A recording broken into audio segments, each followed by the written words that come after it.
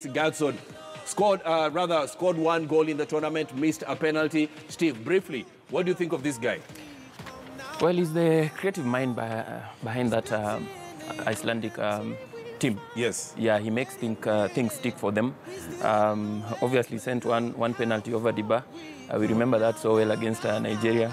That will stick in the minds of football fans for quite some time. Yeah, but you know, he's, like I said, I think he's really the engine of that Iceland team. Yes, he scored 4 goals and provided 3 assists during the qualifiers. Making another history, writing another history for Iceland. Yes, but I think generally for them, I think qualification was already a good enough achievement for them. I think they'll need to go and re-strategize. That team needs a bit of young blood in them, more Sigurdssons and more sons. Yeah. We have Barbara Santana saying that Salah is one of the best stars, not in the World Cup. It's sad that Egypt had to leave the World Cup without a win. Do you feel like there was a lot of pressure for Salah to deliver in this edition of the World Cup? So we continue with some of the stars that have left the World Cup. So we move to MILINKOVIC, that is SERGEJ Milinkovic-Savic for Serbia. This guy, 23 years old, a number of big clubs in the world are actually, lining up to get his signature. So what do you think about him? His team went out early. The final match against Brazil, they lost 2-0.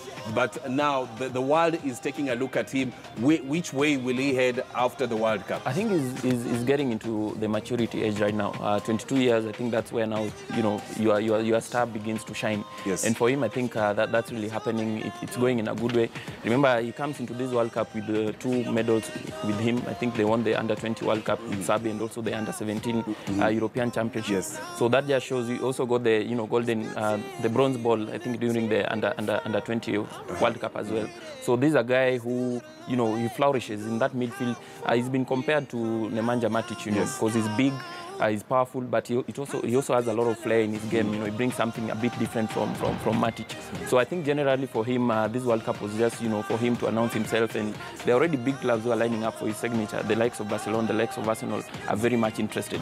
And that's because of what he brings into that Serbian midfield. Of course, that is Milinkovic-Savic for Serbia. He is out of the tournament so far. And we want to talk about one guy who scored 16 goals in the qualifiers from 10 games. That is none other than Robert Lewandowski. Their expectations were very high, Abdul. But he didn't score a goal in this tournament. 16 goals in 10 matches in the qualifiers. Lewandoski is a player who comes on as a substitute and scores 4 goals within 5 minutes. Yes. But we didn't see that in the national team. I don't know what happens with him wherever he plays major tournaments. It's not the first time. Euro, he scored only 1 goal. Yes. I think he's not the player of the tournament. He's just a league player. A league player.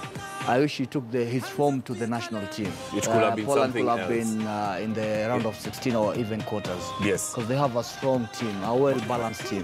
Well, for Lewandowski, when it comes to the tournament, he's not been firing. But when it comes to the qualifiers and club football, he is your man, the man that you can depend on. So I want us to move to some other man that impressed during this tournament. Now, there's nothing as good as scoring against the defending champions when you talk about the World Cup. And this man right here, HUENG-MIN scored against Germany in their final group match, a match that ended 2-0. And he also had a goal. He scored 2 goals in this tournament. And Steve, yes, your thoughts about the Tottenham star? One of the most underrated players in the Premier League. I think, he's the player in the mold of Roberto Firmino. Yes. The modern number 9 or the modern number 10. Yes. Drops deep, works so hard for the team, always covers, the defense so well. So for me, we say that the success of South Korea in this tournament will depend on how good a game this guy has. But also, if you look at the South Korean team, this guy doesn't have the likes of, Dele Alli, helping him. The supply is not as good as when you talk about exactly, Tottenham. And even his target, when he has the ball, who are you targeting? Yes. So I think generally for him, it's just the players that surround him, rather than him as an individual, because he's been delivering in the Premier League for quite some time. So we want to take a look at the goals, the 2 goals that Son Heung-min scored in this tournament. Before now, we go and take a look at the team of the tournament that we've selected for ourselves. So we take